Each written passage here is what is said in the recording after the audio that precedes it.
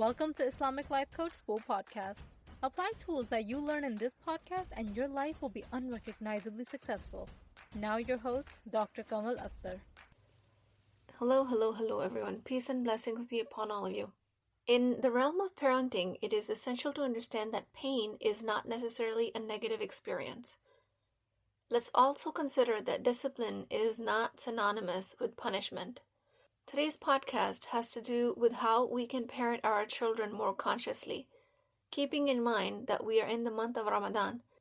In this month, we follow strict guidelines of permissible actions. We restrict ourselves from eating and other pleasurable activities, and we teach our children to do the same. Kids coming to age are taught ways to overcome these base desires. This process is initially painful, and nowhere does it say that this is supposed to be easy to learn, which is why the reward for the prescribed actions in this month is so high. It is painful, but we do it, and we teach our kids to do it. As parents, it's our responsibility to have a dogmatic approach to the fundamental principles of Islam and to educate our children accordingly.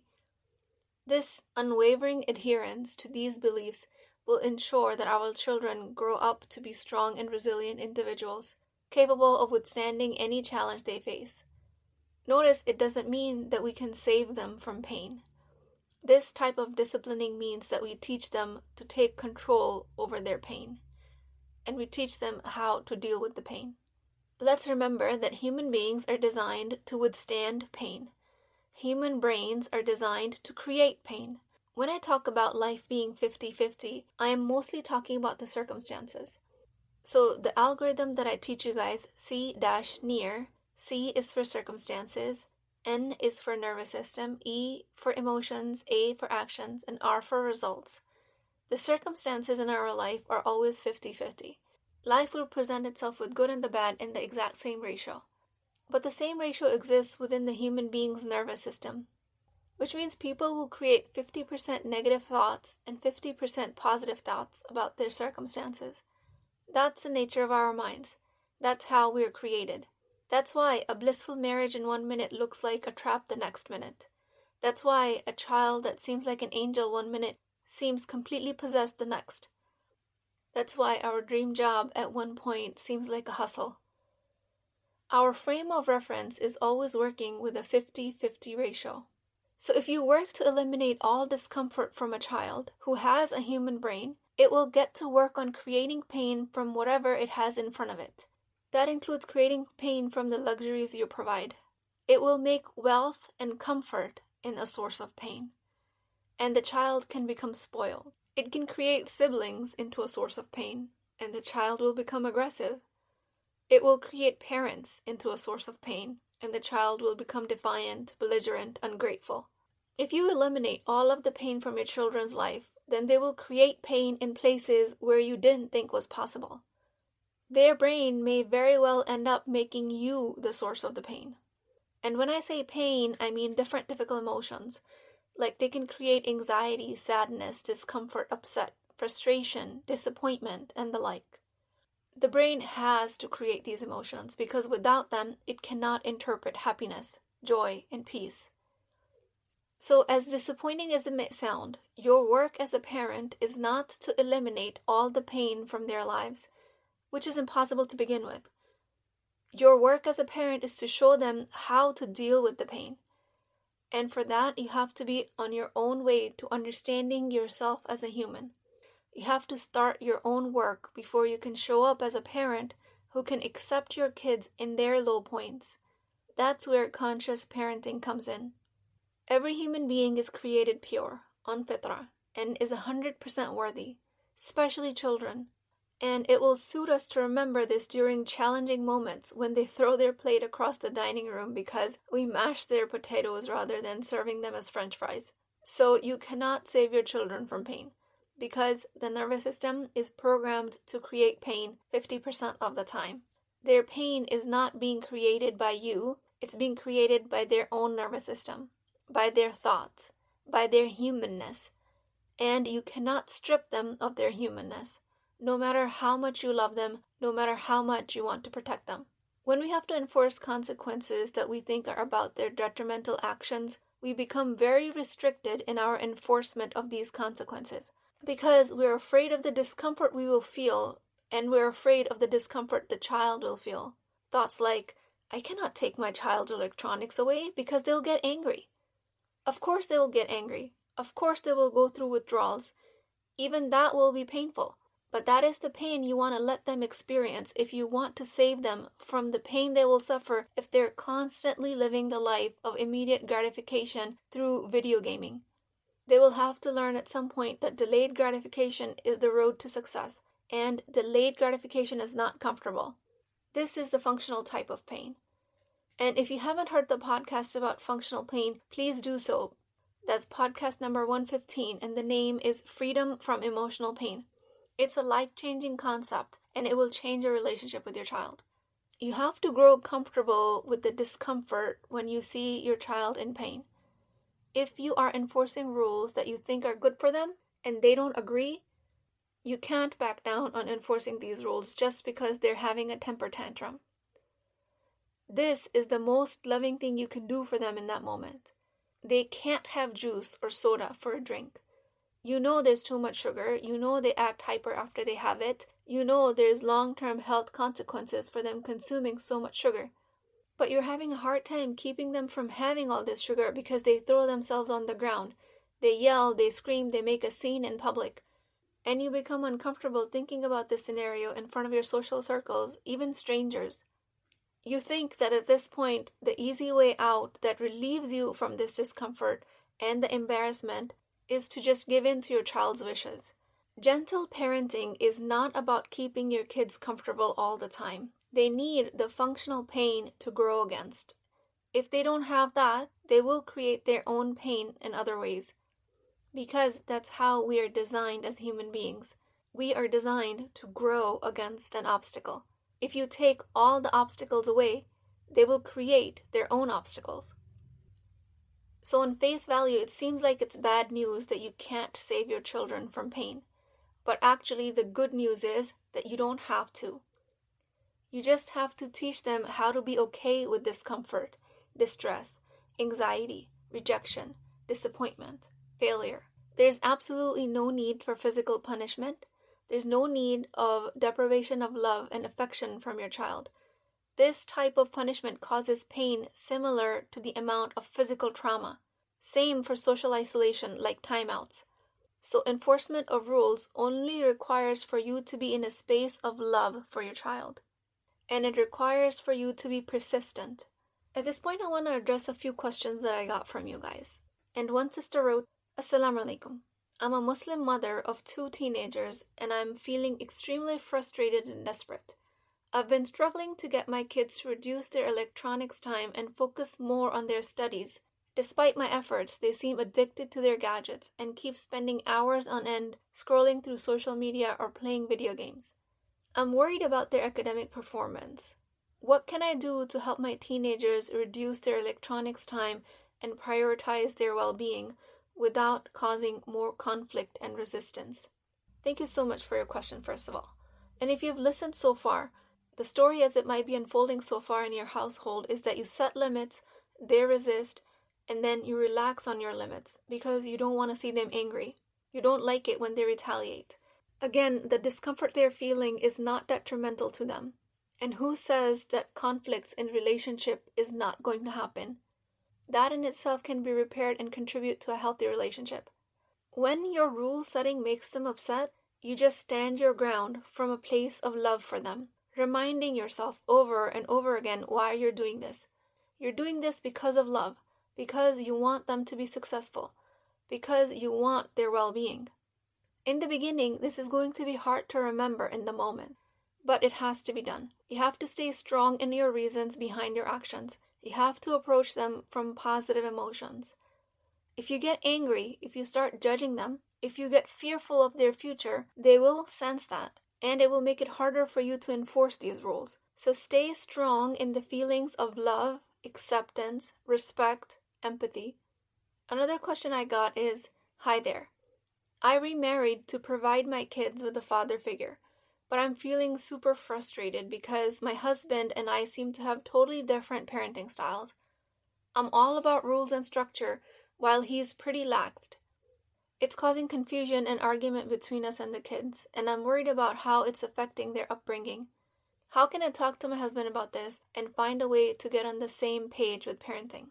So this one's interesting because married ones or remarried, this comes up very frequently among couples. How to get the other parent on the same page as you. So my dear sister, what others do is not in your control. I know every parenting guru will tell you that don't disagree in front of your kids, but frankly, you can request. You can justify your way of thinking. You can tell him, I've read this many parenting books. You can tell your husband how you want him to act. But the truth is, he still has the freedom to parent the way he sees fit. A few things I can offer you though. One, maybe his way of parenting is not wrong. It's just another way. It depends on what level of parenting you're willing to be comfortable with. Like for me, I would not allow corporal punishment as a method of disciplining. And alhamdulillah, my husband doesn't believe in it either. But you might have another limit that you are or not willing to be flexible on. But I would offer that if you're labeling his way of parenting to be wrong, your brain will never come around to seeing how his way could benefit the kids. So allow for the possibility that his way of parenting is maybe what the child needs. Open yourself up to what could be good in this. Maybe you'll start to see that whatever he brings to the table could be exactly what your child needs. And I'm not asking you to universally agree with his actions as acceptable. I'm just asking to see if there's a possibility that his actions can be okay. And if you do disagree with him, you can make a request. And when you make a request of him, do it through the energy of acceptance. He will be more likely to accept your method of parenting. Still not a guarantee, because he always has the right to practice his free will. But it will be a higher possibility that he will listen to you and consider your point of view if you're not coming from a criticism energy. I want to mention, behind my actionable strategies, you guys will always find a way to change your mindset and feelings. All actions come from your thoughts and emotions, and if you don't have your heart in a clean energy, then most of your actions and requests will end up being rejected. And how is it exactly that you clean up your emotional energy? And that's through your thoughts, because your thinking causes your emotions. So the second point in the same question that I want to make has to do with involving the kids in your parenting style. When you are strict about screen time, about how they can interact with the opposite gender, or when their curfew is, when all of this is being requested of the kids, you can tell them why you're doing it, and you can break it down according to their age. You can tell them that dad does it this way and mom does it the other way. You can include them in a conversation. And the thoughts and the feelings that you will have to practice behind this action item will be something like, I'm helping my kids understand how different people deal with their values differently. I'm honoring my husband as a human being with his autonomy. I'm giving my family the respect that every individual deserves. And at a deeper level, I want to challenge you here. And this is not something that you asked directly. But when you said, I remarried to provide my children a father figure, it brings expectations to a relationship. Expectations that he seems to not be fulfilling according to your definition. And I want to broaden your reasons behind why you got remarried. Because right now, your brain is creating a problem with his behavior and presenting to you that he's not fitting the mold of why you married him. Just be curious about this black and white, compartmentalized thinking. Is it true that you married him for this reason? Could any other reason be also true? Okay, so thank you so much for writing in these questions. And if you guys have other questions, please email them at islamiclifecoachschool@gmail.com. So, the major part of conscious parenting is recognizing your own needs every day. What are your needs for the day? If you don't recognize where you're lacking in your own self-love, you can't fulfill it for others. If you don't recognize what you need that day, you can't fulfill it for others. And when you don't provide yourself with support, you're going to end up dumping your problems on your child. And your brain is going to label it as they are misbehaving. When your energy going into an interaction is not clean, when your heart is filled with frustration, anger, disappointment, hurt, or even fear of the future, and if you don't recognize these emotions, you're not going to be able to parent successfully. If you don't parent yourself before you start interacting with your child, then you will inevitably blame them for your distress. Remember, you are the parent. Your topmost priority should be to parent yourself from a place of love. Ask yourself, what do I need today? Why am I feeling dysregulated? How can I lay my fears, my doubts to rest? How can I care for myself before I start to care for my child? Parental unconsciousness is a type of a state of ghafla. It's costing your kids their childhood. What you say to them because you have not tended to your own tender parts becomes their internal dialogue. Children do not have the mental capacity to create their own mental dialogue. They rely on adults in their life to tell them what they are worth and how much they are worth and how lovable they are. And a slightest lack in this messaging becomes a lifetime narrative for them. Unless they grow up to be adults that strive to move away from that internal dialogue, and again, that is their responsibility as an adult, but it is our responsibility as their parents now to give them a solid foundation so they don't end up doing this work out of the lack of sense of self-worth. But instead, they do this internal work as an adult to make progress, to break glass ceilings, to grow and to thrive. And don't worry if you've lived an unconscious life up until now without the understanding that you are the point of control here. Any inadvertent damage your kids might have suffered is not irreversible. Remember, they cannot live a pain-free life. The last thing I want to address today has to do with the balance of autonomy. The permanence of authority as a parent, believing what I say goes. This is an extreme of a paradigm and we have to shift away from it. But at the same token, we also cannot give our kids too much independence and autonomy that they become their own sole decision makers. So if you're attempting to save your children from the pain of disciplining, you're foregoing the most important opportunity of growth. Growth of them learning how to deal with their discomfort under your supervision.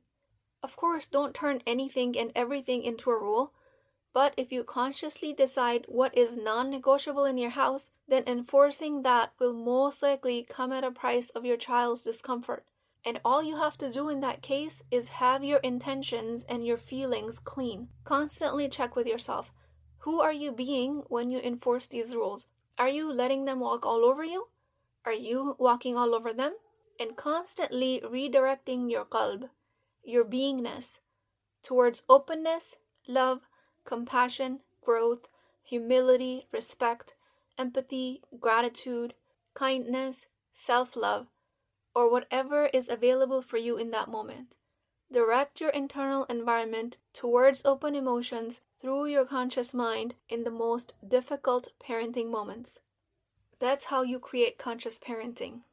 There are so many terms floating around these days about how to parent, gentle parenting, firm parenting, conscious parenting, and hopefully with this podcast you have a better understanding of how you can create all of that for yourself.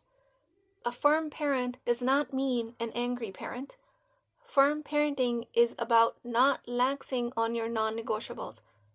An hour of screen time means exactly that.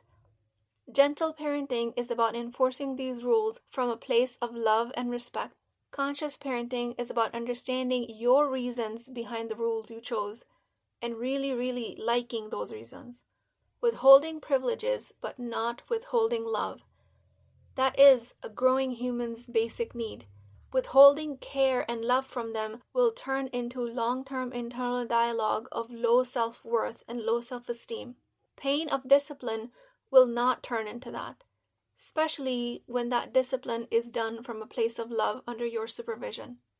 Alhamdulillah, I've seen that we have so much love for our kids. What that loving discipline looks like is for you to decide. With that, I pray to Allah subhanahu wa ta'ala, the most merciful, the most compassionate. O Allah, bless me and all of us with the qualities of love, gentleness, and firmness in our role as a parent. Help us to be patient and kind with our children, just like the Prophet, peace be upon him. Guide our children towards their wisdom and deep understanding. Grant me and all of us the strength to be firm when needed, yet gentle in our approach, and to nurture our children in a way that is pleasing to you, O Allah. May we all be the source of comfort, security, and love for our children, and may they grow up to be righteous and successful in this life and the hereafter. O Allah, bless all Muslim women who are striving to be good mothers and guide us all in your path of righteousness. Ameen Ya Rabbul Alameen. Please keep me in your du'as. I will talk to you guys next time. If you're interested in getting coached by me, I'm offering a very affordable opportunity to do that with Wisdom Wednesdays. This is not a course, not a lecture. This is an opportunity for live coaching, real change with Islamic adab and etiquette. You do not need more information. You actually need a space to create change. At $19.99 a month, which is the price of takeout dinner, you as a Muslim woman will create confidence, intimacy, and connection without shame or fear of judgment, because your privacy is my highest priority. So join at www.islamiclifecoachschool.com. Resources, Wisdom Wednesdays. I'll see you inside, inshallah.